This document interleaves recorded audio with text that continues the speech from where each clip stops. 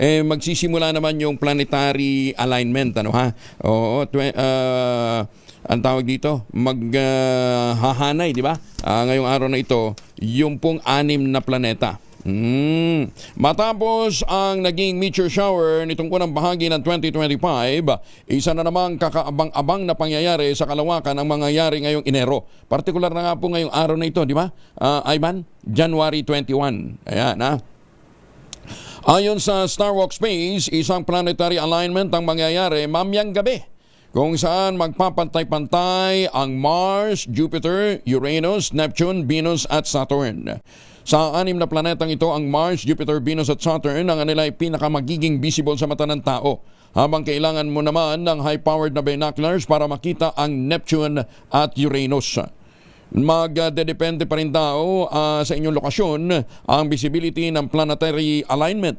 Pero kung hindi mo maaabutan ito ngayong araw, mananatili naman ang alignment na ito ng ilang araw. Ayan, ha? Ayan, pinakamaganda ho, tingnan ho natin mamayang gabi, ha? Punta ho kayo sa pinakamalapit na tanggapan ho ng Pag-asa at baka may mga nakaset po sila diyang powerful na mga telescope, ano, ang mga binoculars, para makita ho natin yung binabanggit po na planetary alignment. Ha? Pero magtatagal pa yata hanggang February yan, di ba? Hanggang February. Oo.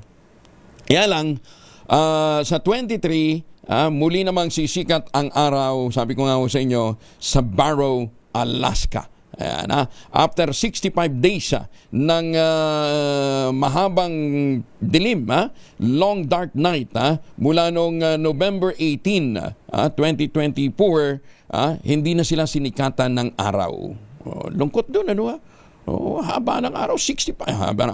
Haba ng gabi, 65 days silang walang araw. Kaya sa sa January 25, inaasahan nila na magiging maliwanag na muli ang kanilang paligid.